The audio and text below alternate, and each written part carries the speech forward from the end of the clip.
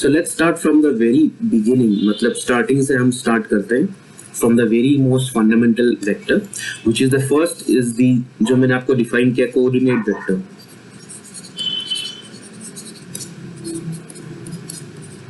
Coordinate 4 vector जिसको हम simply कह सकते हैं x nu. Okay, so x nu is nothing but x naught, x1, x2, x3, which in familiar terminologies simply is ct x y z. ठीक है, इससे related जो transformation equation है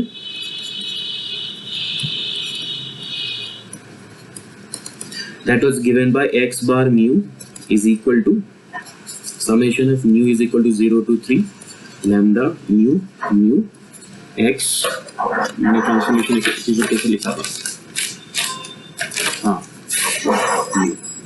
ठीक है, this was the transformation equation.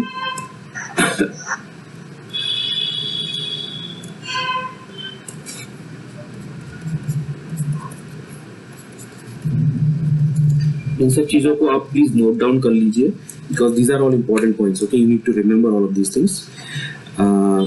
This is the transformation equation और इससे related जो मैग्नीट्यूड है, इसका जो मैग्नीट्यूड है जिसको हम नॉर्मल स्पेस में x square plus y square plus z square बोलते हैं, the magnitude is nothing but the scalar product of this particular 4 vector, which simply comes out to be minus x naught square plus x1 square plus x2 square plus x3 square, which is nothing but normal symbols में हम इसको लिख सकते हैं minus c square t square plus x square plus y square plus z square.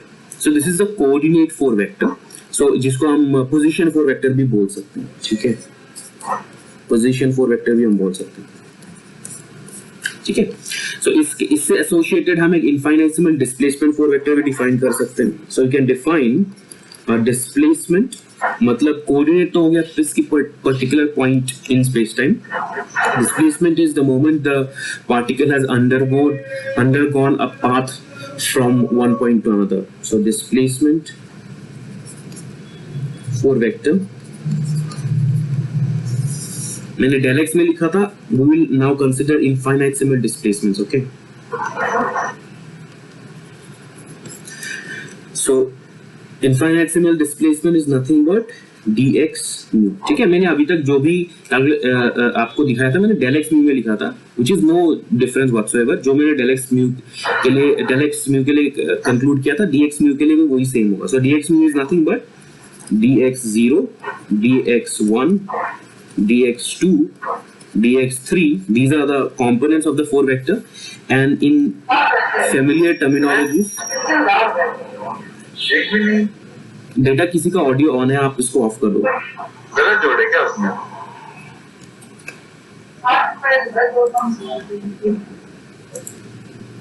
बेटा अनुभव please switch off your audio. आपका audio on है. ठीक है.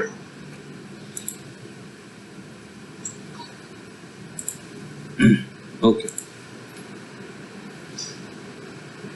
सो डिस्प्लेसमेंट के केस में जो नॉर्मल कोऑर्डिनेट्स है इसमें हम इसको लिख सकते हैं c dt, right, and dx dy dz. This is the usual coordinates, usual symbols that we use. ठीक है, इस केस में भी मैंने ट्रांसफॉर्मेशन इक्वेशन कल को प्रूव किया था. ट्रांसफॉर्मेशन इक्वेशन क्या है? dx bar mu is equal to summation of lambda mu x dx mu. Okay, so this was your transformation equation associated with this. ठीक है, और इसका जो मैग्नीट्यूड है, मैग्नीट्यूड या फिर इनर प्रोडक्ट जो भी कह सकते हो, that is nothing but dx mu over n dx mu contra variant. This is nothing but minus dx naught square plus dx1 square plus dx2 square plus dx3 square. So this is nothing but your space-time interval. ठीक है, this is your space-time interval minus c square dt square plus dx square plus dy square plus dz square. I have proved to you that this is invariant. Invariance का मतलब है if I go from a S to a S bar frame, back to back, then I can say that in both these two frames of reference, this is an invariant quantity. In fact, all the magnitudes of all the four vectors which I'm going to define are invariant. So, इस case में c square dt bar square plus dx bar square, ये मैंने detail extensively मैंने तुम्हें दिखाया है that this is true. So this is nothing but dx bar mu dx bar mu. Okay, so I have shown the invariance of the magnitude in all cases. So the starting is of course the coordinate 4 vector, all right. Then comes the displacement 4 vector. ठीक है, मैंने इन सबको discuss किया है in detail. This is the form of the displacement 4 vector, and this is a transformation which is the Lorentz transformation matrix. So lambda mu जो है, this is nothing but the Lorentz transformation matrix.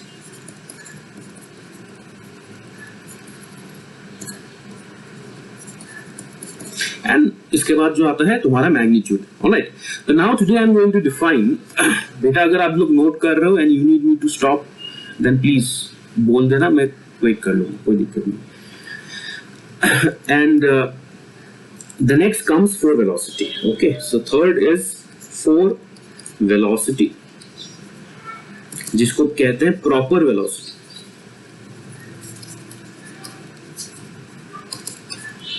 For velocity और proper velocity, जिसको we write down as u. Okay, u उसके ऊपर mu. Alright, this is a symbol. Coordinates के लिए हम क्या यूज करते हैं? कोऑर्डिनेट्स के लिए हम यूज करते हैं x mu, right. This is four coordinates और position vector. And in infinitesimal displacement के लिए I use dx.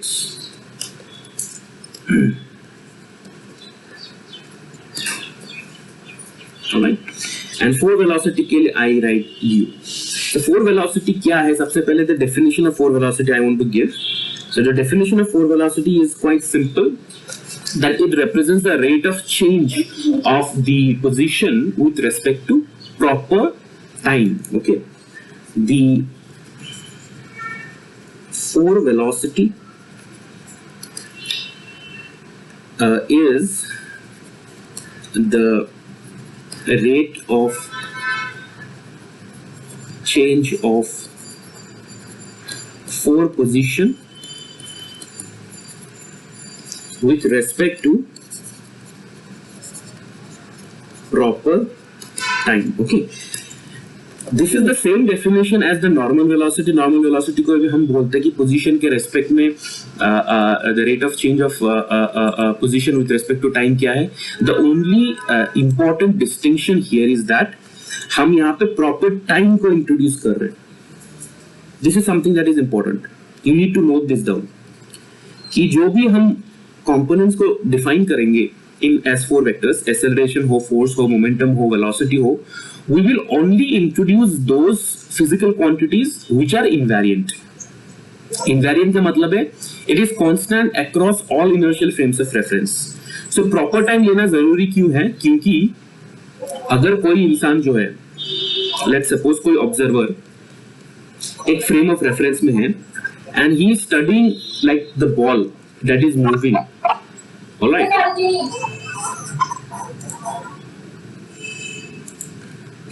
He is studying the motion of some kind of a ball. ठीक है, he is trying to find out its velocity.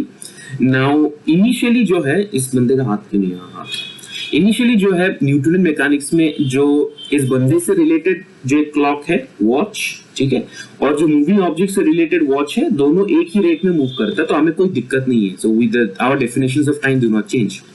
But अभी हमने ये demonstrate किया है कि अगर तुम किसी मूविंग ऑब्जेक्ट को स्टडी करते हो, then the clock associated with the moving object and the clock associated with the observer are not running the same. तो because there are infinite observers possible, इस तरह से आपके पास बहुत सारे ऑब्जर्वर्स हो सकते हैं. ठीक है, you can have a different observer who is studying the same physical phenomena. ठीक है, तो उन सब के लिए जो है डिस्प्लेसमेंट तो अलग होगा ही कि किस पॉइंट से दूसरे पॉइंट तक जा रहे हैं, लेकिन टाइम भी अलग होगा. तो प्रॉब्लम ये होगा that we will not be able to create a velocity vector which transforms in such a manner that it maintains the transformation rule जो हमने अभी डिस्कस किया है. उस चीज को अवॉइड करने के लिए हम वेलोसिटी के केस में, एक्सेलरेशन के केस में, मोमेंटम के केस में, फोर्स के केस में जो टाइम पीरियड लेते हैं वो हमेशा प्रॉपर टाइम लेते हैं. ये चीज आप थोड़ा सा इसको ध्यान में रखो. We always take proper time. Proper time क्या है? Proper time is always defined in the rest frame of the moving object. ठीक है. Proper time is always defined in the rest frame of moving object. And क्योंकि proper time जो है rest frame में define होता है तो it is a constant. ठीक है. चाहे इनफाइनाइट ऑब्जर्वर्स हो, सबके लिए अलग अलग टाइम पीरियड होगा, लेकिन प्रॉपर टाइम एक ही होगा. इसलिए proper time itself is a constant scalar quantity and therefore it is invariant. Proper time को we write down as tau. Okay, so d tau divided by root over 1 minus v square upon c square is nothing but dt. Right? ये हमने proof किया था. हमने usually जो है यहाँ पे डेल टी लिया था, डेल टाउ और डेल टी लिया था अभी तक, लेकिन क्योंकि मैं अभी सबको एक्सेलरेशन वेलोसिटी इनको कनेक्ट करूंगा, so I am taking infinitesimal changes. Okay, so dt is nothing but d tau or gamma d tau is equal to dt. This is very important. इस चीज को आप ध्यान में रखना. This gives you the relationship between the time. So dt क्या है यहाँ पे? dt is the time measured by the observer, time measured with respect to observer's frame of reference. और जितनी ज्यादा ऑब्जर्वर्स होंगे सबके लिए अलग अलग टाइम पीरियड होगा, अलग अलग क्लॉक का रेट होगा. डी टाउ हमेशा पार्टिकल जिसकी वेलोसिटी को हम स्टडी कर रहे हैं, particles rest frame of reference. इसलिए हमेशा जो भी हम क्वांटिटीज डिफाइन करेंगे प्रॉपर टाइम के साथ ही डिफाइन करेंगे. या फिर कोई दूसरा क्वांटिटी हो, जैसे मोमेंटम में हम मास को ऐड कर रहे हैं तो हम प्रॉपर मास या फिर रेस्ट मास जिसको कहते हैं. The reason is that proper time is an invariant quantity.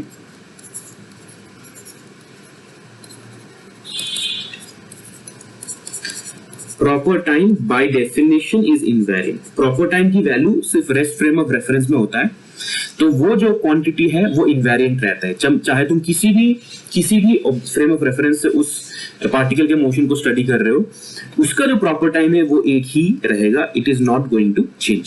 So we are going to define what is known as velocity with respect to proper time. उसको डिफाइन कैसे करेंगे? उसको डिफाइन करेंगे u mu is nothing but equal to the rate of change of the position with respect to proper time. This is the definition. U mu is equal to dx mu upon d tau. So इसके terms क्या है? So dx naught upon d tau ये term है. dx1 upon d tau, dx2 upon d tau and dx3 upon d tau. Okay, these are the terms.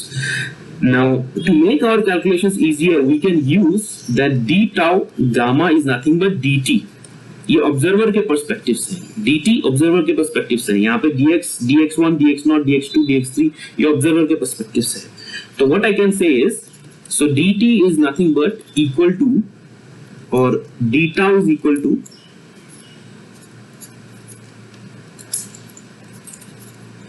dt upon gamma. So I can take gamma out and then I can say this is equal to dx naught by dt. ठीक है, dx1 by dt. ठीक है, dx2 by dt and dx3 upon dt. So these are the quantities associated with the for velocity. Now what are these quantities? Gamma हमें क्या है पता है, dx naught क्या है? dx naught is nothing but c dt, right, in usual symbols. dx1 क्या है? That is nothing but x. dx2 क्या है? It's nothing but y. ठीक है, dx3 क्या है? It is nothing but z. तो ये quantities क्या हुए? What is this? This comes out to be c, all right. dx upon dt क्या है? It is nothing but the normal ordinary velocity v1, where v1 is nothing but dx upon dt, let's suppose, या vx, जो भी जैसे भी तुम refer करना चाहते हो उसको, vx या v1. दूसरा हो गया तुम्हारा v2, where v2 is nothing but dy upon dt, ठीक है, and v3 is nothing but dz upon dt. So these are the components of ordinary velocity, जिसको हम usually न्यूटन मैकेनिक्स में रेफर करते हैं, components of ordinary velocity. All right. So these are the components of ordinary velocity. So you end up getting finally, so 4 vector velocity is equal to gamma c v1 v2 v3. This is your proper velocity or 4 vector velocity. इसको थोड़ा सा और अलग अलग representation में लिख सकते हैं. For example I can write this as gamma c v i, where i goes from 1 to 3, ऐसा भी लिख सकता हूँ. या फिर I can write this as gamma c and gamma v i. ठीक है, तो यहाँ पे क्या हो गया, यहाँ पे जो गामा सी है, this is the temporal component और the time component. The time component जैसे भी हर एक फिजिकल क्वांटिटी का हर एक्सिस के हर एक्सिस में एक पर्टिकुलर कंपोनेंट होता है. So Harish is joining now, Harish Kumar. So हर फिजिकल क्वांटिटी का अपने अपने किसी एक्सिस में एक कंपोनेंट होता है. तो ये हो गया इसका टाइम कंपोनेंट जो टाइम एक्सिस में, और ये हो गया तुम्हारा स्पेस कंपोनेंट जिसको स्पेशियल कंपोनेंट कह सकते हैं, spatial component. Okay, so this is your 4 velocity or proper velocity. Now if it is a proper velocity indeed, it must satisfy the criteria जो हमने define किया था 4 velocity के लिए. कौन सा criteria है? सबसे पहला तो it has to satisfy the transformation equation. जो transformation equation है वो satisfy करना चाहिए, और उसका जो inner product है वो invariant होना चाहिए. ठीक है, तो दोनों को ही मैं डिफाइन करता हूं कि इसका जो इनर प्रोडक्ट क्या है और इसका जो ट्रांसफॉर्मेशन इक्वेशन क्या है. So let's look at the transformation equation first.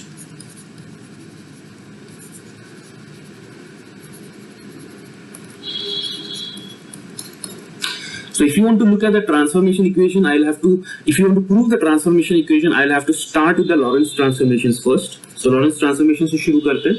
हमारे पास लॉरेंस ट्रांसफॉर्मेशन था x bar naught is equal to gamma x naught minus beta x1, x bar 1 is equal to gamma x1 minus beta x naught. ठीक है, x bar 2 is equal to x2 and x bar 3 is equal to x3. ये हमारे पास Lorentz transformation था. इसका मैं जो differential लेता हूं फॉर ईच इक्वेशन, जैसा मैंने कल लिया था, I end up getting dx bar naught is equal to gamma dx naught minus beta dx1, and dx bar 1 is equal to gamma dx1 minus beta dx naught, and dx bar 2 is equal to dx2 and dx bar 3 is equal to dx3. ये हो गया हमारा differential. What if I divide all these terms by proper time? ठीक है, so we divide by proper time interval, infinitesimal proper time interval. Okay,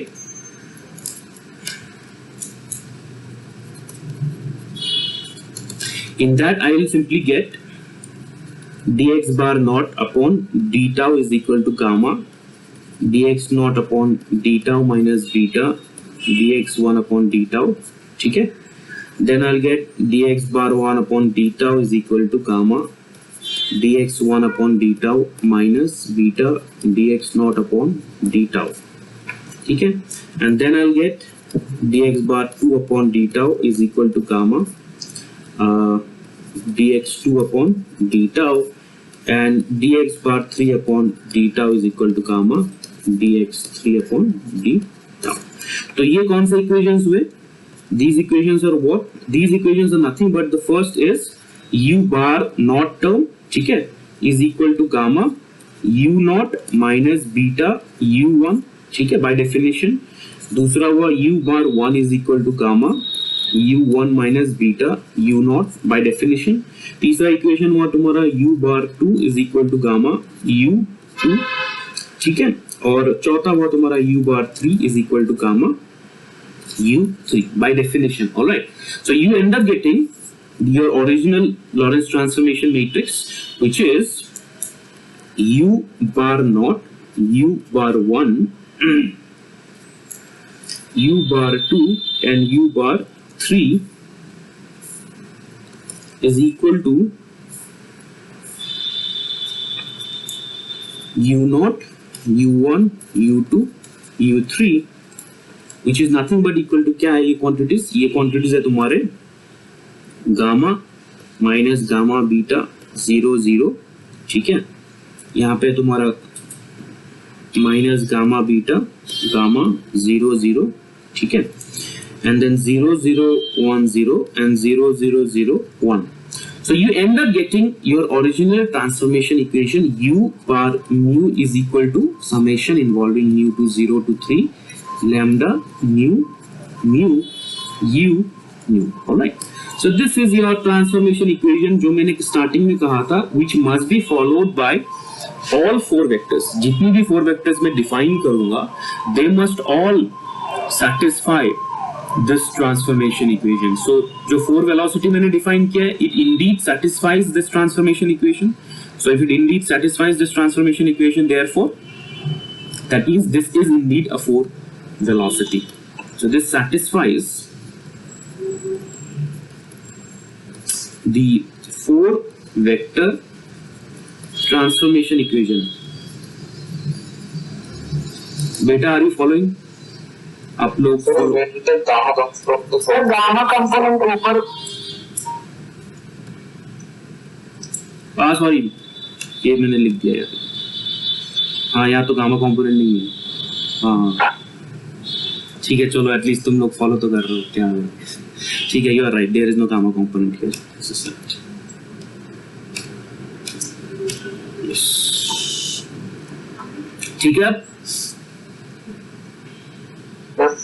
हाँ, सो हमने ये prove कर दिया कि ये जो ट्रांसफॉर्मेशन इक्वेशन है, it indeed is satisfied for proper velocity, but next हमें प्रूव करना है कि मैग्नीट्यूड क्या है, क्या magnitude square, what is the magnitude, और मैग्नीट्यूड को फाइंड करने के लिए we will do the inner product of this proper velocity, ठीक है, so inner product of this proper velocity क्या होगा, मैंने कैसे डिफाइन किया था इनर प्रोडक्ट किसी भी वेक्टर का, सो u not plus u1 plus sorry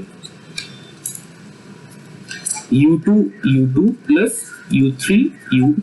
अब यहाँ पे क्या है, एक कोवेरिएंट फॉर्म में, दूसरा कॉन्ट्रावेरिएंट में, मैंने क्या कहा था, कोवेरिएंट से कॉन्ट्रावेरिएंट में चेंज करते हैं तो मैग्नीट्यूड चेंज नहीं होता, सिर्फ टाइम कंपोनेंट का साइन चेंज होता है, तो यहाँ पे सिर्फ माइनस u0 स्क्वायर हो जाएगा और कुछ नहीं होगा, और ये 1 स्क्वायर रहेगा, और ये u2 स्क्वायर रहेगा, और ये u3 स्क्वायर रहेगा, ठीक है, this is the magnitude.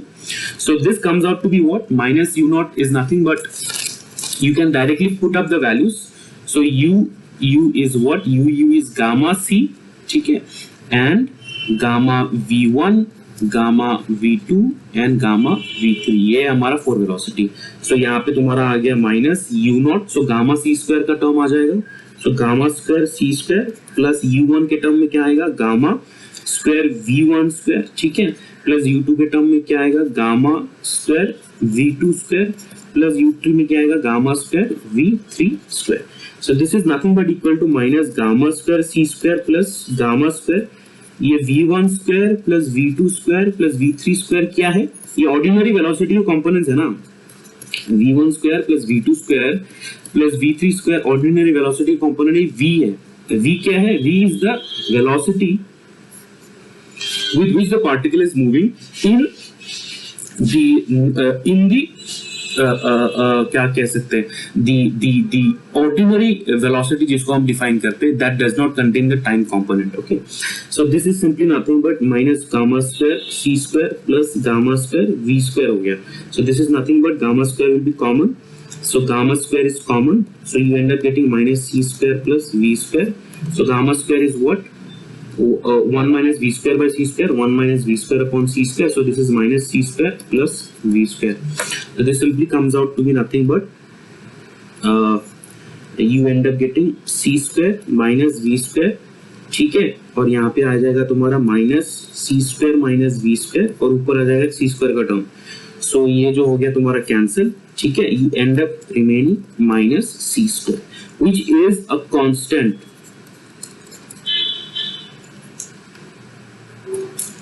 Constant का मतलब क्या है? इसका मतलब ये है कि जो तुम्हारा इनर मैग्नीट्यूड है यू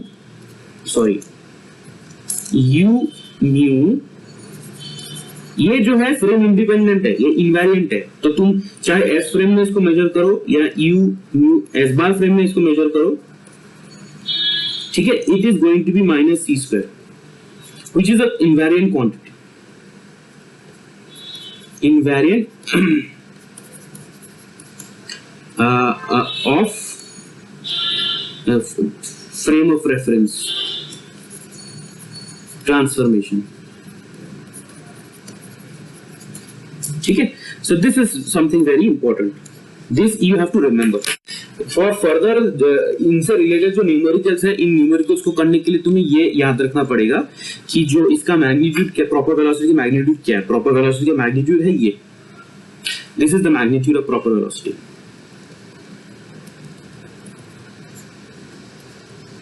ठीक है. So what I have done is that first I have defined proper velocity. Proper velocity होता क्या है, मैंने इसको define किया है. मैंने कहा कि proper velocity जो है it is the rate of change of 4 position with respect to proper time, जिसको हम 4 velocity भी बोलते हैं. तो इसके लिए मैंने proper time के लिए I have used this relationship between normal ordinary time with respect to the observer and the proper time with respect to the particle which is moving. And the reason I'm doing is because proper time is invariant quantity. उसके बाद मैंने जिस symbols को replace कर दिया यहाँ पे, replace करने के बाद I end up getting this form. This is the form of proper velocity. जिस तरह से normal ordinary velocity होता है, वो ordinary velocity का components क्या तुम्हें पता है. Proper velocity जो होता है या फिर जो 4 velocity होता है, it contains 4 components. One is this component gamma c, ठीक है. ये गामा सी वाला कंपोनेंट है, this is the time component. और बाकी जो स्पेस कंपोनेंट्स है that is gamma v, which is the v मतलब ऑर्डिनरी वेलोसिटी जैसे तुम नॉर्मली डिफाइन करते हो, that is the space component. I have showed that the transformation equation जो मैंने 4 वेक्टर्स के लिए डिफाइन किया था, it holds true for the case of 4 velocity also.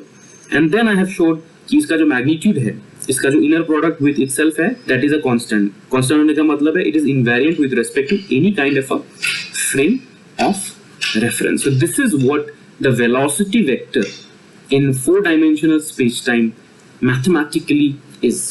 ठीक है. Velocity समझ आ गया बेटा?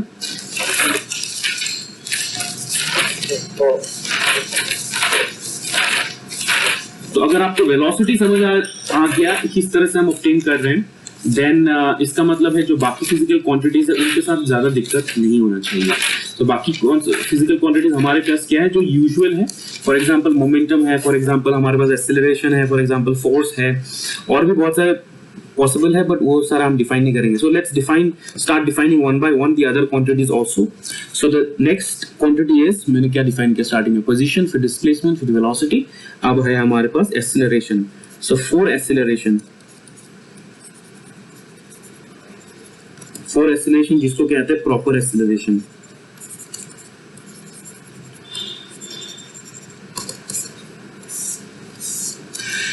So the 4 acceleration is again defined in the same fashion, that it is defined as the rate of change of 4 velocity with respect to proper time, again proper time, as the particle is moving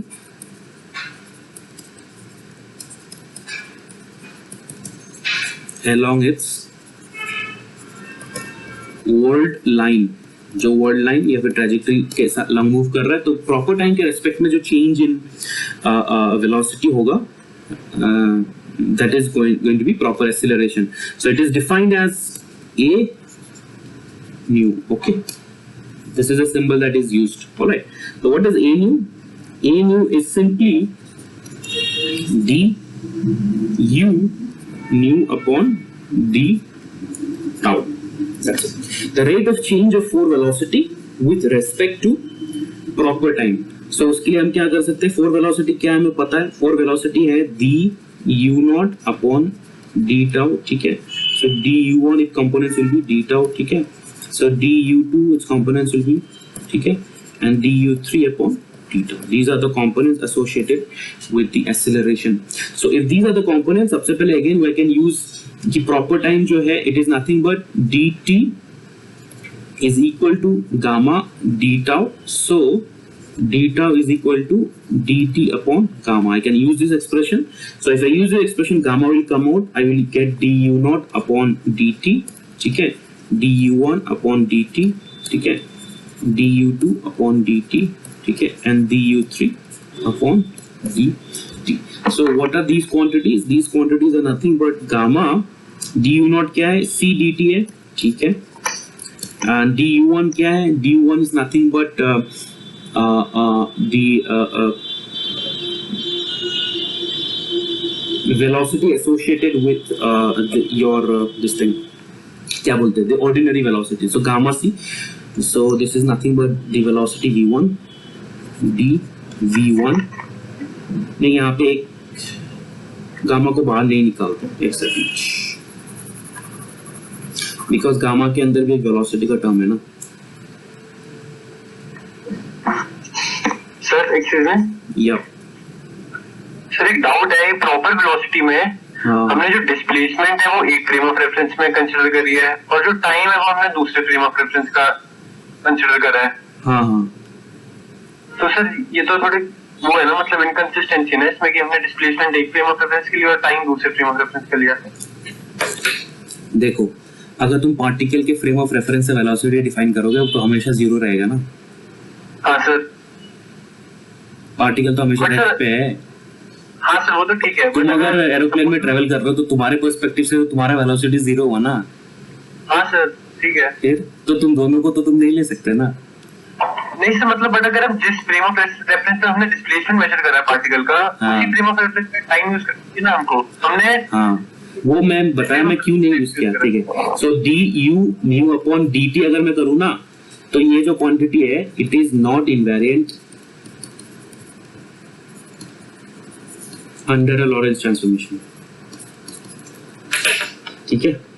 सो ये Lorentz transformation में invariant नहीं है. Invariant नहीं है होने का मतलब क्या है कि जो है it does not behave as a four vector. तो मैं उसको फोर वेक्टर के जो प्रॉपर्टीज है कि ट्रांसफॉर्मेशन इक्वेशन सेटिस्फाई कर रहा है कि नहीं कर रहा, वो सब मैं नहीं यूज कर सकता इसके साथ. क्योंकि क्या है ना, क्योंकि यहाँ पे दो क्वांटिटीज चेंज हो रही है. यहाँ पे डिस्प्लेसमेंट भी ऑब्जर्वर के ऊपर डिपेंडेंट है और टाइम पीरियड भी ऑब्जर्वर के ऊपर डिपेंडेंट है. और क्योंकि हमारे यूनिवर्स में इनफाइनाइट ऑब्जर्वर्स पॉसिबल है. ठीक है. तो सबके लिए अलग अलग होंगी और उनके बीच में कोई रिलेशन ही नहीं होगा. तो हमें फायदा क्या है? We are interested in those equations of motion जो हम consistently apply कर सकते हैं.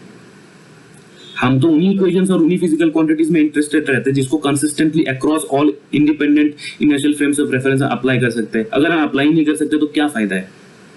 समझ रहे हो?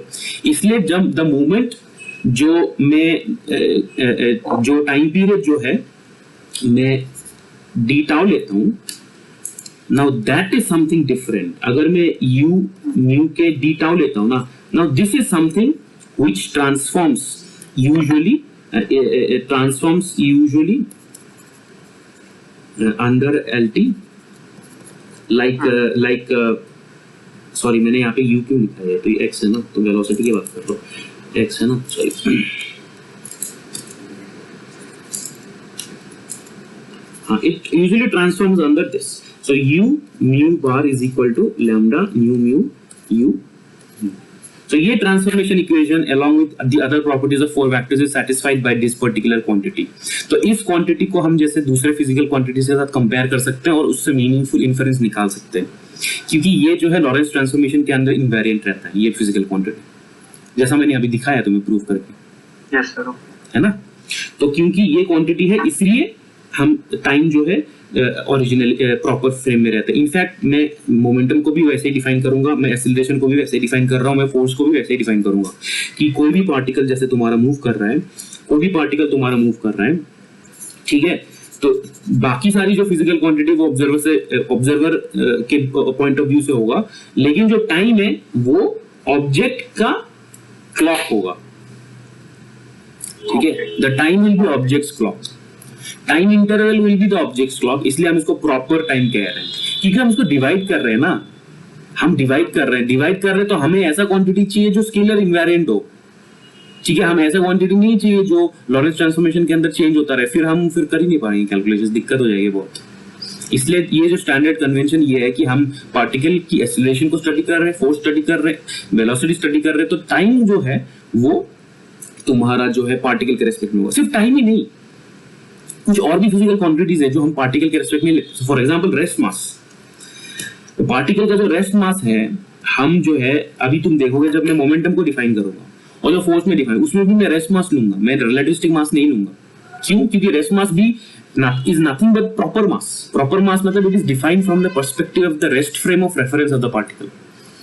ठीक है ना। तो कुछ फिजिकल क्वांटिटीज है जैसे टाइम हो गया, मास हो गया, इस उनको हम प्रॉपर इनवेरिएंट फॉर्म में ही लिखते हैं, then our whole set of system of equations become consistent. Otherwise, they will not be consistent. We will not be able to deal with them. We will not be able to write our equations of motion with them. We will not be able to do relativistic kinematics calculations with them. That is the challenge. ठीक है। तो हम अगर four vector define कर रहे हैं, then we have to make sure कि हमने जो रूल्स डिफाइन किया था फोर वेक्टर का कि ट्रांसफॉर्मेशन इक्वेशन सेटिस्फाई करना चाहिए, स्केलर प्रोडक्ट जो है इनवेरिएंट होना चाहिए, वो सारा सेटिस्फाई करना चाहिए। नहीं सेटिस्फाई करेगा तो it's not a four vector. Okay लक्ष्य। सो मैं एक्सेलरेशन डिफाइन कर रहा था। अगेन एक्सेलरेशन में भी थोड़ा सा मैंने गलत लिख दिया इसमें।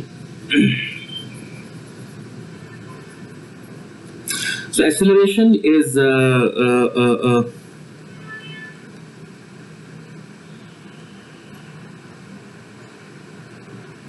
इसको मैं दोबारा लिखता हूँ।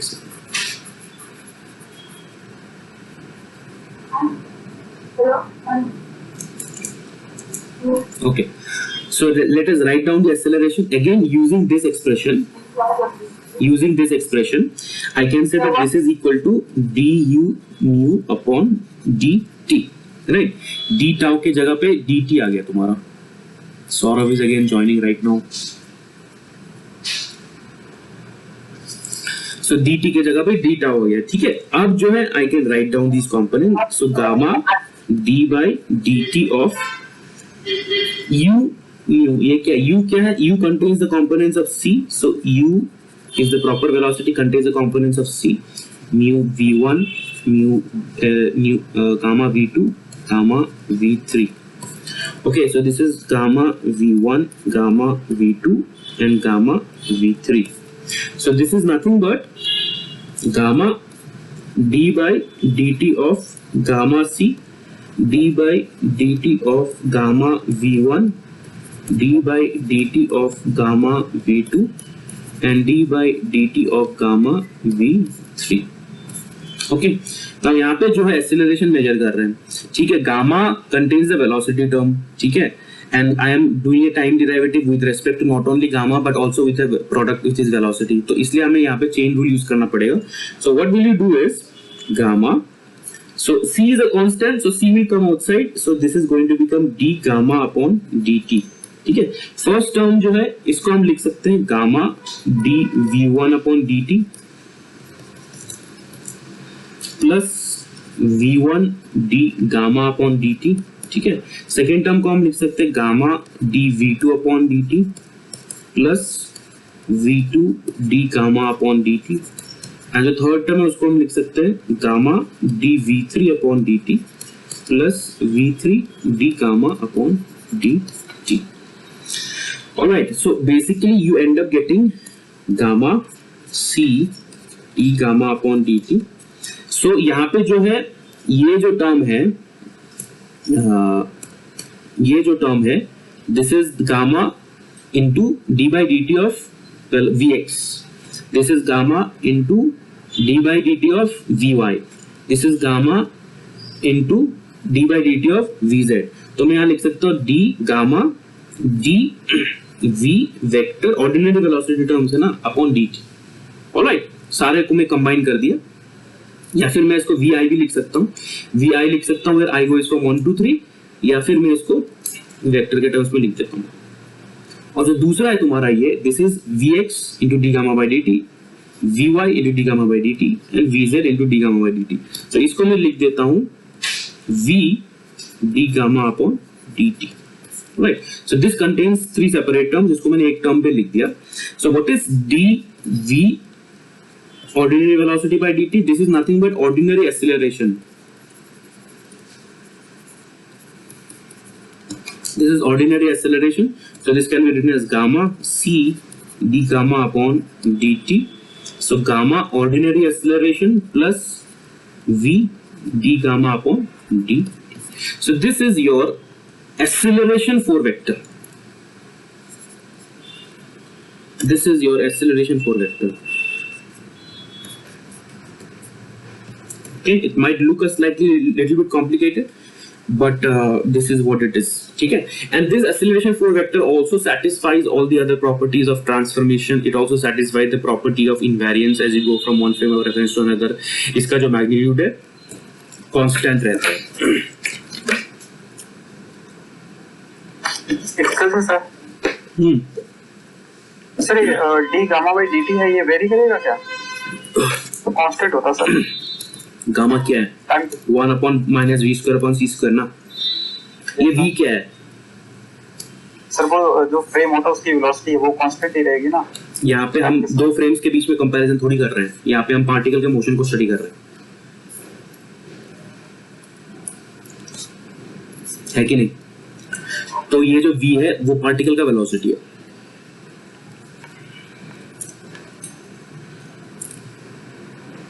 Are you understanding?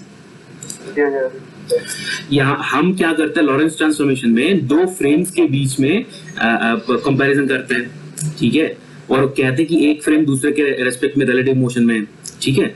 अभी हम फ्रेम्स के बीच में कंपैरिजन कर ही नहीं रहे ना, अगर करेंगे तो मैं लिखूंगा ए बार म्यू, फिर इसके मैं बोलूंगा फिर जो है a bar mu is equal to this, ये इनवेरिएंस हो गया, फिर ए बार सॉरी ए म्यू ये सब तो मैं डिस्कशन नहीं कर रहा, मैं सिर्फ एक ऑब्जर्वर के रेस्पेक्ट में यूज कर रहा हूँ, एक ऑब्जर्वर के रेस्पेक्ट में फिजिकल क्वांटिटीज को डिफाइन कर रहा हूँ, एक ऑब्जर्वर के रेस्पेक्ट में डिस्प्लेसमेंट वेक्टर को डिफाइन किया, एक ऑब्जर्वर के रेस्पेक्ट में मैंने वेलोसिटी वेक्टर को डिफाइन किया, फिर एक ऑब्जर्वर के रेस्पेक्ट में मैं एक्सीलरेशन वेक्टर को डिफाइन किया।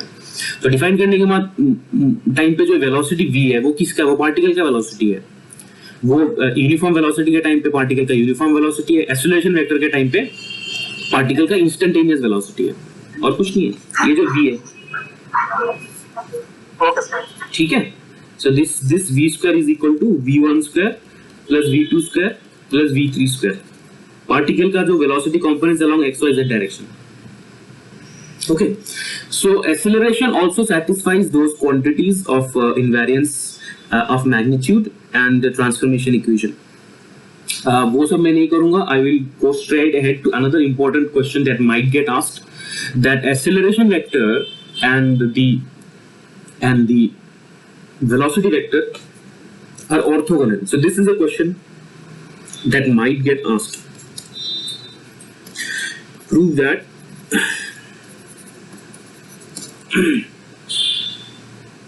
the force acceleration of a particle is orthogonal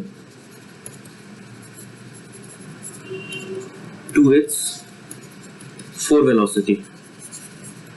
So basically हमें प्रूव क्या करना है, हमें प्रूव करना है that जो force velocity है और जो force acceleration है इनका जो इनर प्रोडक्ट है वो जीरो है, ठीक है। ये क्वेश्चन आ सकता है, इनफैक्ट बहुत सारे फिजिकल क्वांटिटीज है, आई थिंक लास्ट ईयर के पेपर में शायद किसी दूसरे फिजिकल क्वांटिटी का आया था। तो ये जो चीज है वो मैं प्रूव करके दूंगा, बिकॉज बाकी सारा जो ट्रांसफॉर्मेशन इक्वेशन है और इनवेरिएंस ऑफ मैग्नीट्यूड है वो तुम खुद ही देख लेना, अदरवाइज कैलकुलेशन ज्यादा डिफिकल्ट हो जाएगा। The form the nature of the discussion is same. So इसको ये प्रूव करना थोड़ा सा स्लाइटली डिफिकल्ट होता है, not necessarily because of the calculation, it is because of the concept involve.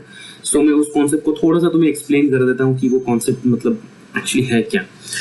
So how can we actually show that the acceleration 4 vector and the velocity 4 vector are orthogonal to each other?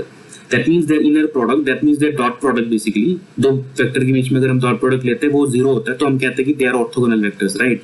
तो इनका जो inner product अगर zero है तो we are saying that it is an orthogonal vector. So a mean क्या है? A mean is nothing but जो हमने अभी ऑब्टेन किया है, gamma c d gamma upon dt, right? Gamma ordinary acceleration plus v d gamma upon dt. ये हो गया तुम्हारा acceleration. और जो तुम्हारा velocity है, velocity is nothing but gamma c and gamma v. ये है तुम्हारा ordinary velocity. Now object जो है किसी ट्रैजेक्टरी में मूव कर रहा है और उस ट्रैजेक्टरी में जो है एक्सेलरेट कर रहा है, ठीक है ना. अगर उस ट्रैजेक्टरी में एक्सेलरेट कर रहा है तो उससे रिलेटेड जो है क्या बोलते हैं, उसका एक इंस्टेंटेनियस वेलोसिटी है, ठीक है, जो वेलोसिटी कॉन्स्टेंटली चेंज कर रहा है, ठीक है, और उसका एक इंस्टेंटेनियस एक्सेलरेशन है जो कांस्टेंट हो सकता है. तो ये जो प्रॉब्लम है, इस यूजुअली क्या होता है, हम जो STR में कैलकुलेशंस करते हैं, they are almost always done with respect to inertial frame of reference. But इस प्रॉब्लम को करने के लिए what we can do is it's possible to perform the calculations by looking at a non-inertial frame of reference. So what we are going to assume is that with respect to the particle there is another frame of reference which is moving along with the particle.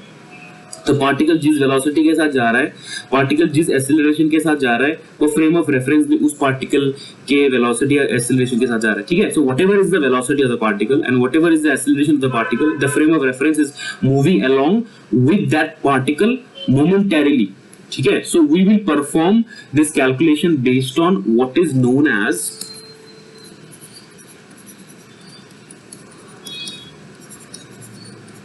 momentarily co-moving reference frame. So basically हम जब भी कोई instantaneous velocity या instantaneous acceleration define करते हैं, हम कहते हैं कि that is the magnitude at an instant in time, ठीक है, that is the magnitude at an instant in time. So what we are saying here is that we are looking at the frame of reference at that instant in time. किसी एक particular instant पे वो frame of reference के perspective से उस particle के velocity और acceleration क्या होगी, ठीक है. Those kinds of frames of reference are known as momentarily co-moving reference frame, ठीक है. So I am going to try to perform this calculation from the perspective of a momentarily co-moving reference frame. So from the perspective of a momentarily co-moving reference frame, the particle is always at rest, क्योंकि वो particle के साथ move कर रहा है.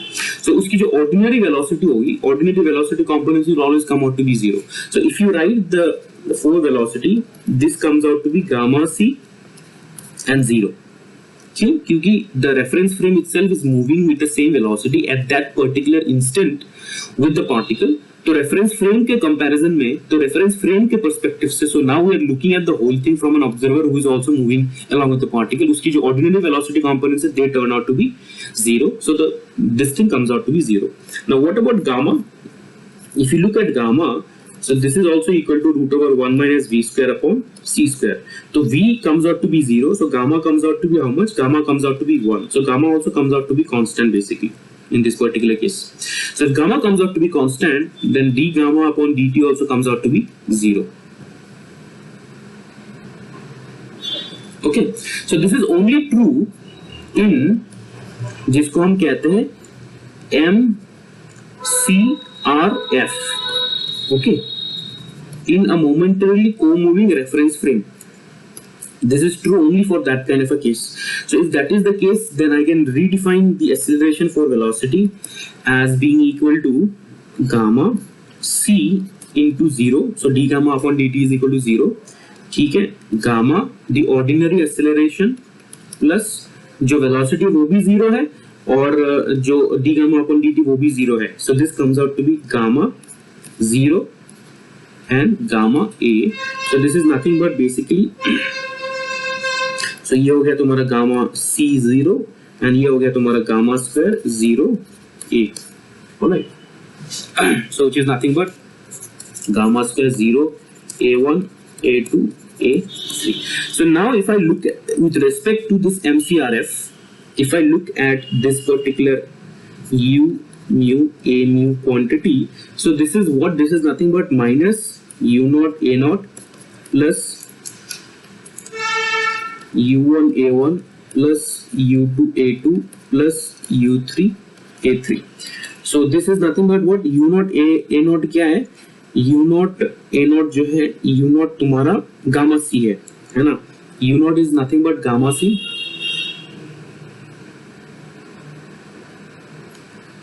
So this is gamma C multiplied by A naught क्या है, A naught is nothing but 0, ठीक है, U1 क्या है 0 और ये क्या है गामा स्क्वायर A1, ठीक है, और ये क्या है 0 into gamma square A2 plus 0 into gamma square A3. So this comes out to be 0 plus 0 plus 0 plus 0 comes out to be 0. Okay. So therefore, from the perspective of a momentarily co-moving reference frame, the inner product of the velocity 4 vector and the acceleration 4 vector comes out to be 0, which means that U and A are orthogonal, and this is just a way to prove it for a momentarily co-moving reference frame, but it is in fact generally true also. Orthogonal, okay, these are vectors which are orthogonal to each other. तुम्हारे exam में कोई दूसरे vector के बारे में भी पूछ सकते हैं, ठीक है, फोर्स और मोमेंटम के बारे में पूछ सकते हैं, ठीक है, उसके लिए भी तुम्हें ऐसे ही मोमेंटरली को-मूविंग रेफरेंस फ्रेम यूज करके प्रूफ करना पड़ेगा. So that is acceleration.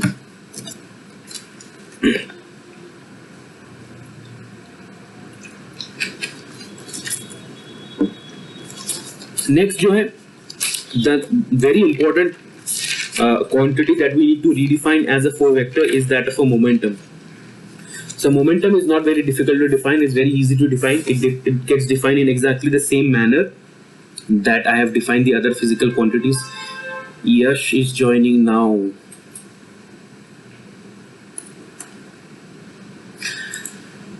So let's define. So we have defined position vector, we have defined displacement vector, we have defined velocity vector, we have defined acceleration vector, and now let's define what is called,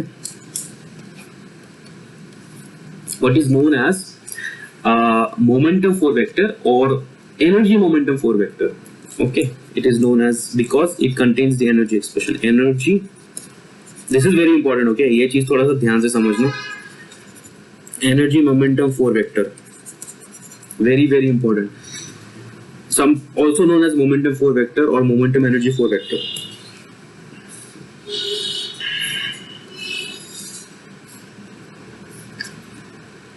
This is written simply as P. Okay. So momentum 4 vector, momentum क्या होता है? Momentum is nothing but mass times its velocity, right? Momentum is nothing but mass times velocity. तो 4 vector में हम क्या define करेंगे? Momentum 4 vector is rest mass, because same with like time की तरह, I want an invariant quantity. If I am going to divide, if I am going to multiply, I want an invariant quantity. Rest mass times 4 velocity. That is 4 momentum. As simple as that. So P nu is nothing but m naught u nu. That's it. P nu is nothing but m naught u nu, जहाँ पे u nu is nothing but gamma c and v1, v2, v3. This is your 4 velocity. So your momentum velocity is like that. Now if you look at the components of this particular kind of a momentum velocity, so let's first look at the time component. Okay.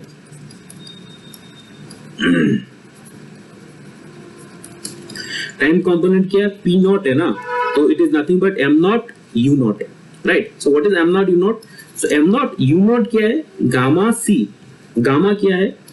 m naught upon root over 1 minus v square upon c square c. So what is m naught upon root over 1 minus v square by c square? ये क्या है?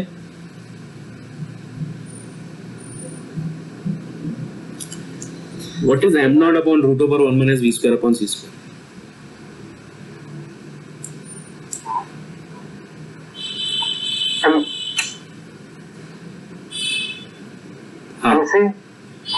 Relativistic mass into C.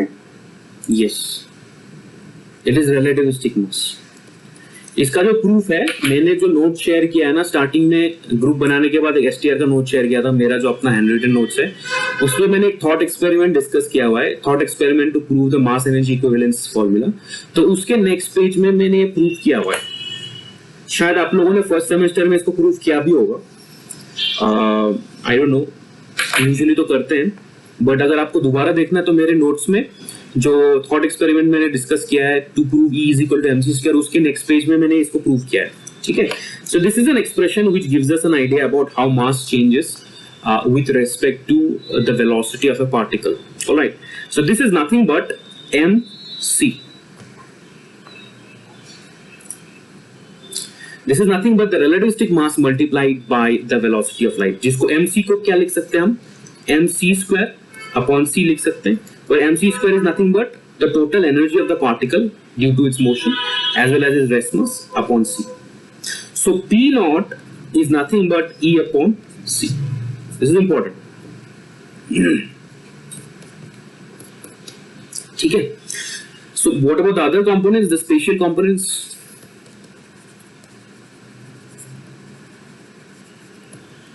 The spatial components are not very difficult. The spatial components are quite simply p, let's suppose 1, yeah, p1, p2, p3. So p1 is nothing but m naught u1, right? So m naught u1 is gamma v1. So this is equal to m naught upon root over 1 minus v square by c square v1. ठीक है, ये क्या है, relativistic momentum है जो ordinarily हम define करते हैं। तुमने शायद फर्स्ट ईयर में डिफाइन किया भी होगा कि रिलेटिविस्टिक मोमेंटम क्या है, कि p is equal to m v upon root over 1 minus v square by c square से डिफाइन किया था ना। तो वही रिलेटिविस्टिक ऑर्डिनरी मोमेंटम जिसको हम कहते हैं, not a four vector, ordinary relativistic momentum, ठीक है, ऑर्डिनरी रिलेटिविस्टिक मोमेंटम। उसी तरह से तुम्हारा जो ये हो गया तुम्हारा ये m नॉट है ना, सो this is nothing but m v1। उसी तरह से जो p2 होगा वो भी तुम्हारा होगा m naught root over 1 minus v square by c square v2, so this is going to be m v2। उसी तरह से p3 होगा तुम्हारा m naught upon root over 1 minus v square by c square v3, so this is going to be m v3. All right, so in total your entire expression of relativistic energy momentum is nothing but p nu is equal to, so p nu is equal to E upon c, ठीक है, E upon c m v1 m v2 m v3. M automatically contains the gamma term. Okay, so this is your time component and these are your ordinary relativistic momentum.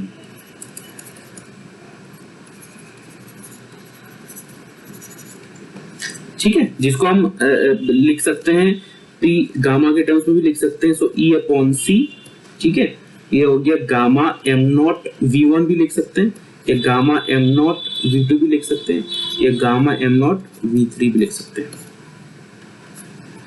This is nothing but p nu is equal to finally E upon c, और इसको हम ये ordinary relativistic momentum को अगर simply p लिख दे, pi लिख देते हैं, ठीक है, that's it. This is your relativistic energy momentum for vector. So this is called energy momentum for vector.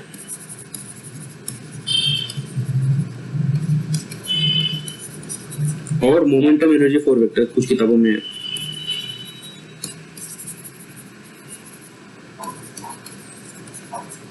और just momentum for vector. Yes, any questions here, बेटा? Any questions?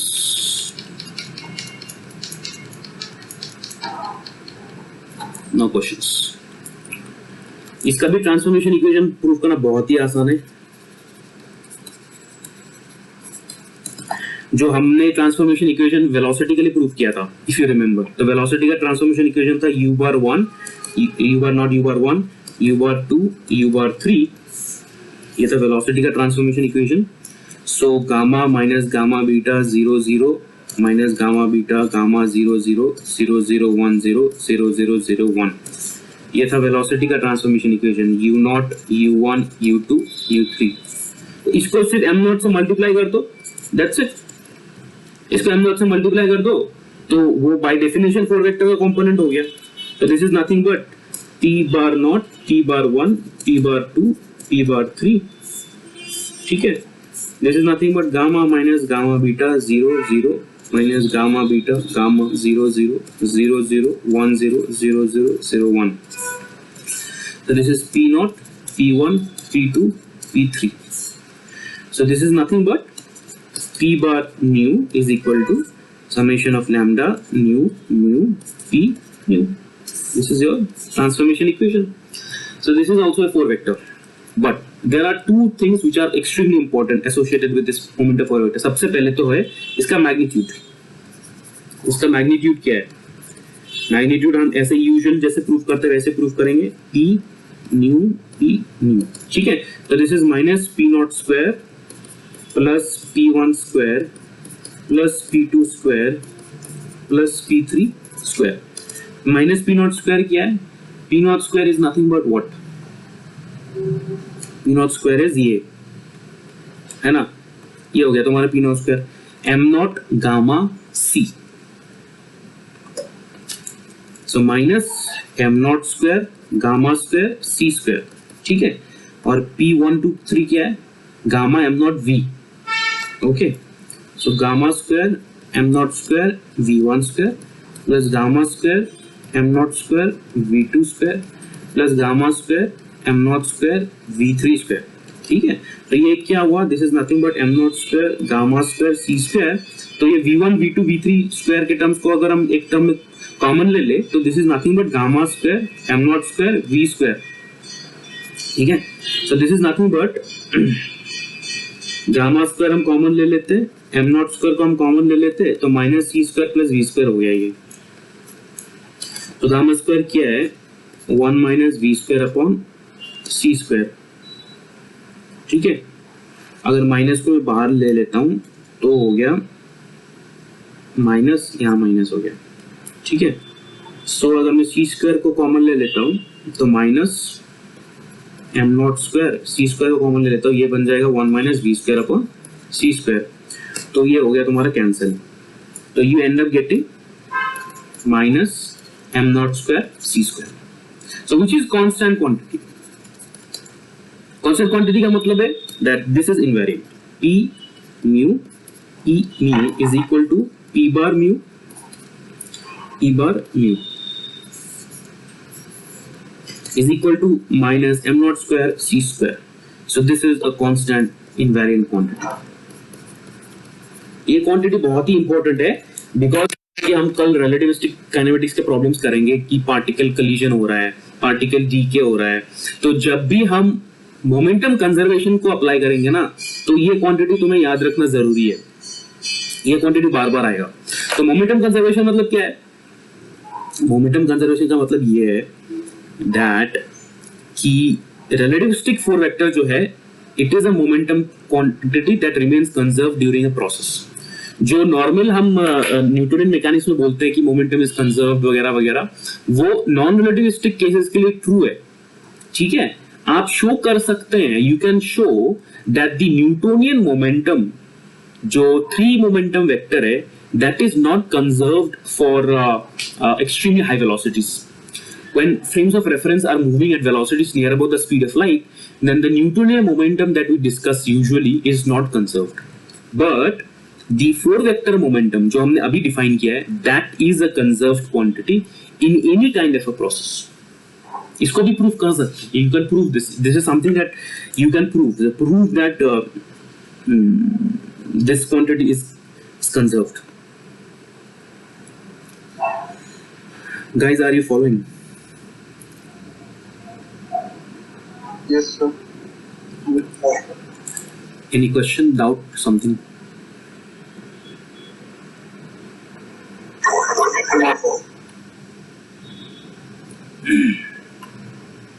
So this can be a question in your examination that हाँ chat में किसने पूछा, sorry, frame velocity is not constant, then will it cross the limit of STR? PQRS, who is PQRS? PQRS has asked a question 1223 पे. Frame velocity is not constant, then we will cross the limit of STR. नहीं. In STR we only talk about frames with constant velocity. हाँ it is, I know ये जो momentarily frame of reference मैंने discuss किया है, ये थोड़ा सा एक ऐसा टॉपिक है जहाँ पे हम inertial frames के रेस्पेक्ट में नहीं ले रहे. Usually 90% of the cases में हम सिर्फ inertial frames of reference को ही डिस्कस करते हैं, but this is one such, क्या बोल सकते हो तुम, एक ऐसा सिचुएशन है जहां पे we can talk about acceleration and velocity from the perspective of a frame of reference which indeed is itself not inertial over a long period of time, therefore we only consider it momentarily. So this is like saying instantaneous velocity क्या है ना, instantaneous velocity क्या है, instantaneous acceleration क्या है, जो उस तरह के concept है, we define it only for a very momentary interval of time. तो हम we are looking at a frame of reference also for a momentary interval of time. एक बहुत ही कम टाइम पीरियड के लिए हम फ्रेम ऑफ रेफरेंस को देख रहे हैं और उस फ्रेम ऑफ रेफरेंस के पर्सपेक्टिव से हम पार्टिकल को स्टडी कर रहे हैं, and we are proving that the four vector defined for that particular moment for velocity and acceleration are orthogonal. That is all, and there is nothing wrong with this particular calculation and this concept either. It is not a concept that I can generalize. It is only a concept that I can use specially for this one or two particular cases. That's all. I cannot use it for a general example. I can only use it for specific cases. So also, how we defining velocity? Velocity of what? Particle या बेटा PQRS आप audio on कर लो ना, कहाँ है आप? Velocity मतलब क्या, पार्टिकल का या इनर्शियल फ्रेम का? पार्टिकल मूव कर रहा है, ठीक है ना, पार्टिकल का कोई वेलोसिटी होगा, राइट? पार्टिकल इज मूविंग, तो पार्टिकल के रेस्पेक्ट में हम एक इनर्शियल फ्रेम को एसोसिएट कर देते हैं. That's all. और यहाँ पे वैसे भी ऑर्डिनरी वेलोसिटी कंपोनेंट तो जीरो हो गया ना, क्योंकि पार्टिकल के रेस्पेक्ट में हमने जो है ये वो कर दिया, तो ऑर्डिनरी जो वेलोसिटी का कंपोनेंट है वो जीरो हो गया ऑटोमेटिकली. तो वेलोसिटी का कंपोनेंट है ही नहीं, ऑर्डिनरी वेलोसिटी है ही नहीं इसमें, ठीक है. सिर्फ एक्सेलरेशन का कंपोनेंट है, ठीक है. वेलोसिटी, इंस्टेंटेनियस वेलोसिटी का कंपोनेंट जीरो है, but acceleration is not zero because acceleration represents rate of change. Ordinary acceleration still non zero, but जो वेलोसिटी का टर्म है वो जीरो हो गया. I wrote it by mistake.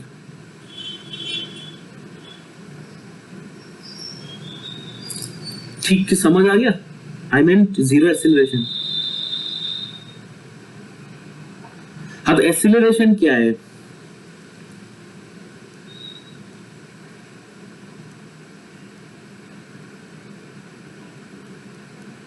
Acceleration is the rate of change of velocity ना. I am, बेटा आप audio में आ जाओ ना, क्या हो गया, कोई दिक्कत है क्या? हाँ PQRS, हाँ बताओ.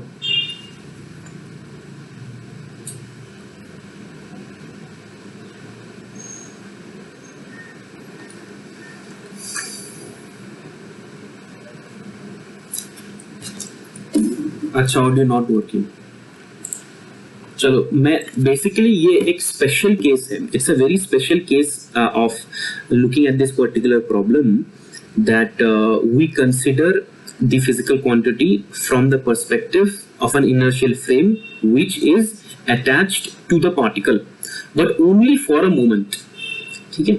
जिस तरह से हम instantaneous velocity, instantaneous acceleration, instantaneous physical quantities को डिफाइन करते हैं कि at a very particular instant when delta tends to zero, वो पार्टिकल का फिजिकल क्वांटिटी क्या है. सिमिलरली हम we have created a scenario where as delta tends to zero we are looking at the inertial frame which is attached to the particle. Particle के साथ attach कर दिया मैंने इनर्शियल फ्रेम, ठीक है. पार्टिकल के साथ अटैच कर दिया तो for a very small period of time particle की वेलोसिटी और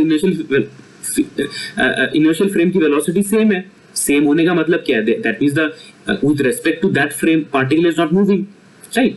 That's all. But particle is accelerating.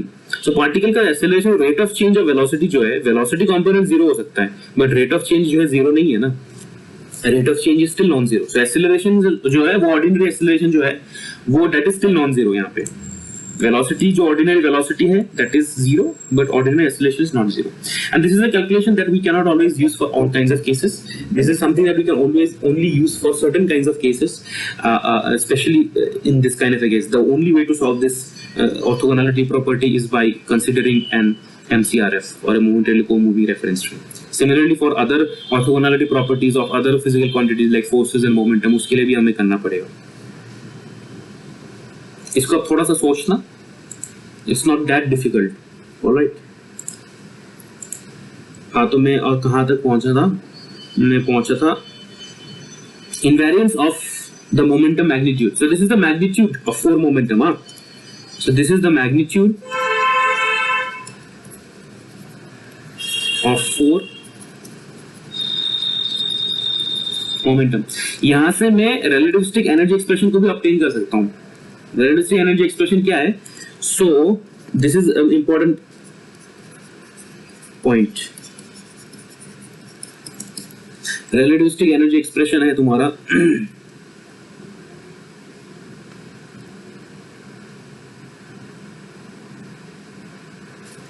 relativistic energy expression के लिए P nu. ठीक है, ये क्या है? This is nothing but I can write it in terms of, ये एनर्जी का एक्सप्रेशन मैंने ऑब्टेन किया था ना, ये जो है इसके टर्म्स में भी मैं लिख सकता हूँ. इसके टर्म्स में अगर लिखूंगा तो कैसे होगा? इसके टर्म्स में लिखूंगा तो this is simply going to become minus E square upon c square plus p1 square plus p2 square plus p3 square, which is nothing but ordinary momentum. All right. So p square is the relativistic ordinary momentum, which is nothing but p1 square plus p2 square, p1 square, p2 square plus p3 square. ठीक है ना? यहाँ पे क्या है? So this is nothing but e upon c, p1, p2, p3. Relativistic momentum, ordinary momentum. So I have now defined this. इनका जो square का term है, this is nothing but the ordinary momentum quantity. So ये क्या है? ये term क्या है? Left hand side is nothing but minus m naught square c square. So this is equal to minus e square upon c square plus ordinary relativistic momentum. So this is nothing but minus m naught square c to the power 4. तो आपको दिख ही रहा है मैं किस तरफ जा रहा हूँ, e square plus c square. So this is nothing but e square is equal to m naught square c to the power 4 plus p square c square. This is a very famous expression for energy.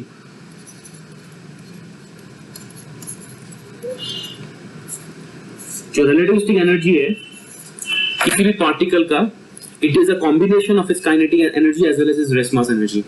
ठीक है? And that is this particular expression. So this is something that can be used, that can be proved easily from momentum for vector.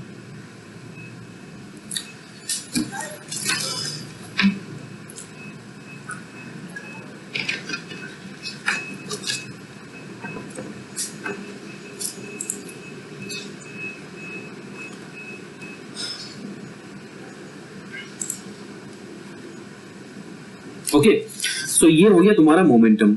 And momentum के बाद और भी physical quantities आते हैं, बहुत सारी है, but I don't need to discuss all of them. I can discuss one physical quantity which is the force. Relativistic force क्या है वो डिफाइन करके छोड़ दूंगा, बाकी सारे जो भी चीजें हैं वो तुम खुद से कर लेना.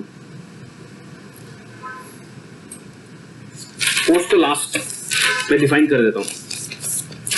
What is the relativistic 4 vector force?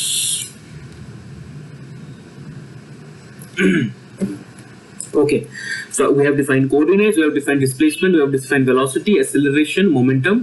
Next comes force, जिसको कहते हैं मिन्काउस्की फोर्स.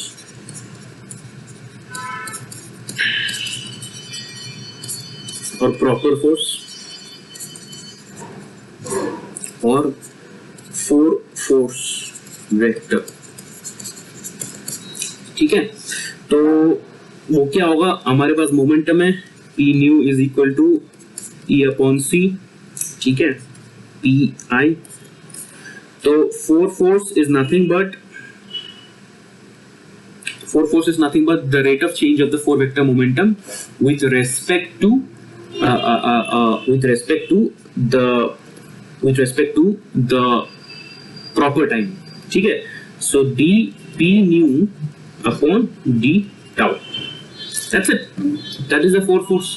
so यहाँ पे d tau gamma is equal to dt है, ठीक है, which can be written as d tau is equal to dt upon gamma. This is nothing but the expression for time dilation, so I can write this as gamma dp nu is equal to dt।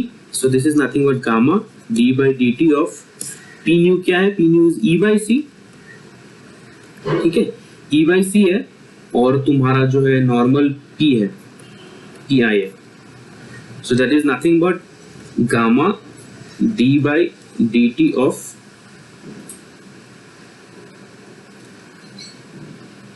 e, so 1 by c बाहर आ गया यहाँ पे 1 by c, और ये हो गया तुम्हारा d pi of dt, ठीक है। तो this is the force F mu is equal to gamma 1 upon c de upon dt comma d pi, तो ये रिलेटिविस्टिक फोर्स है अपॉन dt, ठीक है। so ये जो हो गया तुम्हारा, this is nothing but the time component of four vector force, और ये जो ऑर्डिनरी फोर्स है, ऑर्डिनरी फोर्स जैसे हम डिफाइन करते हैं ना, ordinary force F is equal to dp upon dt, जो वेक्टर में डिफाइन करते हैं उसी तरह से dp upon dt, that's it. the rest is similar, okay, rest of the transformation जो है, इनवेरिएंस जो है, सब कुछ सिमिलर है। So let me conclude some of the important physical quantities for different quantities that we have just now discussed.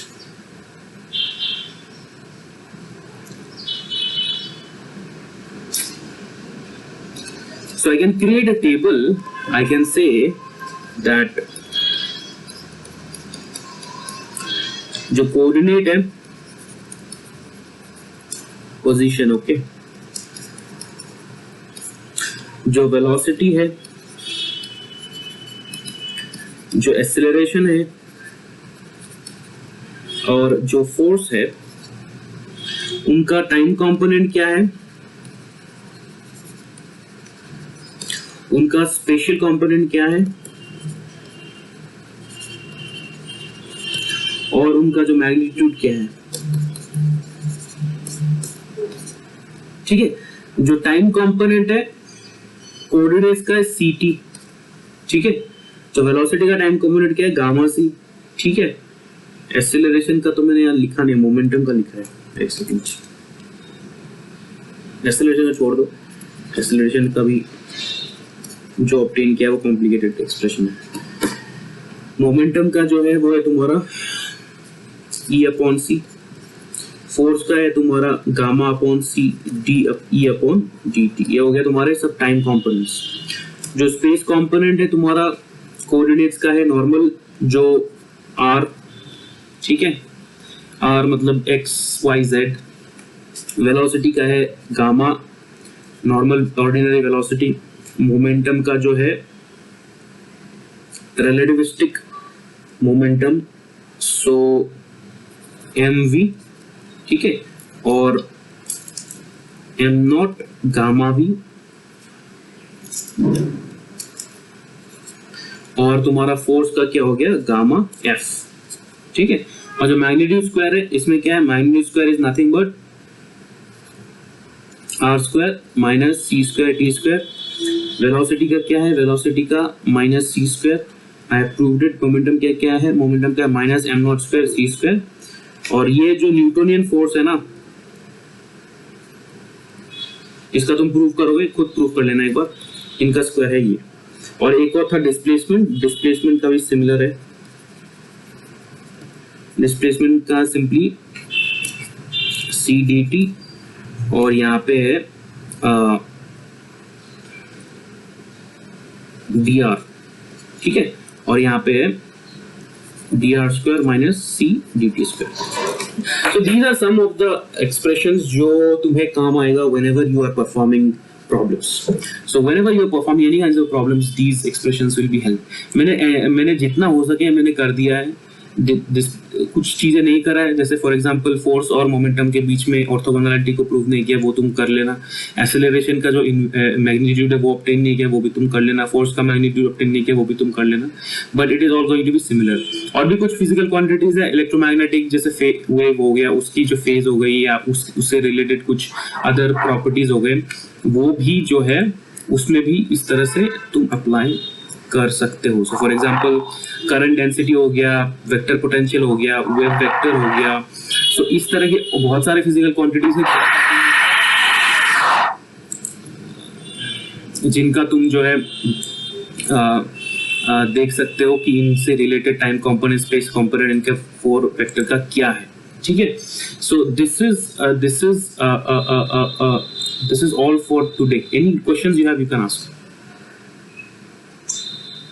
सो जो आपने orthogonality prove करी थी for acceleration and for velocity की, देन हमने जो रेफरेंस फ्रेम लिया था पार्टिकल का, जो मतलब पार्टिकल की जो मूवमेंट थी उसी की एकदम जैसा हमने एक रेफरेंस फ्रेम लिया था जब हमारी वेलोसिटी 0 थी, ऑर्डिनरी वेलोसिटी. मतलब अगर लेंगे तो ऑर्डिनरी वेलोसिटी उस फ्रेम के रेस्पेक्ट में 0 हो जाएगा. हाँ सर. एंड हमारा ऑर्डिनरी एक्सेलरेशन 0 नहीं था बिकॉज़ वो हमने दूसरे फ्रेम के रेफरेंस में लिया है.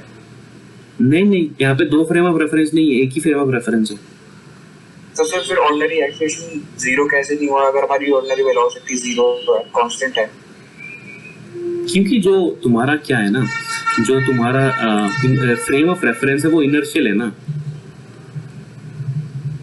देखो, for a very let's suppose it's all about looking at infinitesimal changes. So for example, मान लेते हैं कि तुम्हारा जो एक ऑब्जेक्ट मूव कर रहा है किसी पर्टिकुलर वेलोसिटी में, ठीक है, 10 मीटर्स पर सेकेंड, उससे रिलेटेड एक और बंदा मूव कर रहा है 10 मीटर्स पर सेकेंड पे, ठीक है. तो दोनों के बीच में जो है यूनिफॉर्म वेलोसिटी जो है 0 हो गया. ठीक है. नाउ लेट्स सपोज एक ऑब्जेक्ट एक्सीलरेट कर रहा है, एक तो वेलोसिटी एक पर्टिकुलर तो एक्सीलरेट भी कर रहा है 10 मीटर पर सेकेंड स्क्वायर. ठीक है. तो जब उसकी वेलोसिटी होती है 10 मीटर पर सेकेंड स्क्वायर, उसका एक एक्सीलरेशन भी होगा ना. एक्सीलरेशन का मतलब क्या है? Rate of change of velocity. Velocity increase हो रही है ना. Velocity is not a straight line. पहले वेलोसिटी 0 होगा, फिर वेलोसिटी 1 होगा, फिर 2 होगा, फिर 3 होगा, फिर 4 होगा, फिर 5 होगा, फिर 6 7 8 9 10, फिर 11 12 ऐसे बढ़ता रहेगा एक्सीलरेशन जैसा भी है. ठीक है. तो फॉर दैट इंस्टेंट, उस इंस्टेंट पे जब उसकी वेलोसिटी लेट्स सपोज 10 मीटर पर सेकंड है, it still has an acceleration, then I associate with that particle another moving frame जिसकी वेलोसिटी 10 मीटर पर सेकंड है. ठीक है. नाउ जो मूविंग फ्रेम है उसकी वेलोसिटी वो इनर्शियल है, तो उसका जो वेलोसिटी हुआ 10 मीटर पर सेकंड हुआ. ठीक है. उस इंस्टेंट पे जो पार्टिकल है उसका वेलोसिटी भी 10 मीटर पर सेकंड हुआ, लेकिन पार्टिकल एक्सेलरेट कर रहा है ना. तो if you look at the whole thing 1 second later, तो थोड़ी देर बाद पार्टिकल का वेलोसिटी 10 से 11 हो जाएगा, है ना. तो even if I can for a very small interval of time, for an infinitesimal time period, I can define that the particle's velocity के साथ एक इनर्शियल फ्रेम, इसका acceleration component will still be non zero. du जो हम velocity define करते हैं, velocity du, तो velocity अगर हम नॉर्मल, तुम किसी नॉर्मल ऑर्डिनरी वेलोसिटी को ले लो, ऑर्डिनरी वेक्टर क्वांटिटी को ले लो ना. ऑर्डिनरी वेक्टर क्वांटिटी में तुम्हारा अगर कोई वेक्टर है u, तो u अगर 0 भी होता तो du/dt जरूरी नहीं कि वो 0 होगा ना. समझ रहे हो? कोई भी फंक्शन ले लो यार, कोई भी फंक्शन ले लो, u 0 है, इसका मतलब ये नहीं कि du/dt is also 0. Even at that instant in time, infinitesimal time period में भी उसका du ग्रेडियंट 0 नहीं होगा. वही चीज है और कुछ नहीं. तो इसलिए एक्सीलरेशन कंपोनेंट 0 नहीं होगा. It is nothing but the rate of change of velocity. तो जो du/dt है वो 0 नहीं होगा, u 0 हो सकता है in that instant in time, है ना. तो तुम्हारा कोई कर्व है जो ऐसे पास कर रहा है, ठीक है, एट दैट इंस्टेंट कर्व की वेलोसिटी 0 है, पर उसका स्लोप 0 नहीं है ना. Slope is still non zero. Okay Nishant. Yes sir. मतलब मैंने सोचा था कि वेलोसिटी यूनिफॉर्म है, बट ठीक है सर. नहीं, एक्सीलरेटिंग पार्टिकल है ना. ये एक्सीलरेटिंग पार्टिकल है. हां सर, अब हो गया clear. Thank you. Okay. Any other question बेटा?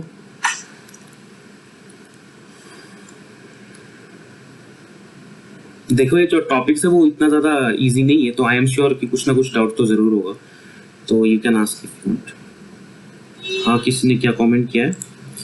What is the physical significance of orthogonality, 4 velocity and 4 acceleration? Physical significance देखो यार, आप कैसे physical significance बताएं? नॉर्मल जो 3 डायमेंशनल स्पेस में फिजिकल सिग्निफिकेंस तो ये होता है कि लाइन सेगमेंट होता है, they are perpendicular geometrically speaking. अब हम 4 वेक्टर स्पेस में जो है लाइन सेगमेंट्स को उस तरह से परपेंडिकुलर इमेजिन भी नहीं कर सकते हैं, तो इमेजिन नहीं कर सकते हैं, लेकिन हम बस ऐसे कह सकते हैं कि एक का जो दूसरे के ऊपर कंपोनेंट है, प्रोजेक्शन है, वो जीरो। ऑर्थोगोनल होने का मतलब यही है, the projection of one vector onto the other is zero. That means if you draw unit vectors associated with both of them, that they will be like the unit vectors will be independent of each other. इस तरह से कह सकते हैं। I mean, I'll have to look at linear algebra में भी तुम लोगों ने किया होगा। You define an abstract space containing n number of bases. All the bases are independent of each other. Then उनसे related तुमने कोई quantity define कर दिया, कोई vector define कर दिया, and then तुमने inner product लेकर के अगर zero है, तो those vectors are basically orthogonal. Orthogonal होने का मतलब है उनकी जो components है, they are not dependent on each other. That's all. ठीक है, ज्योमेट्रिकली तो आसान नहीं है इस चीज को समझना, बट मैथमेटिकली ऐसे बोल सकते हैं that they are independent of each other.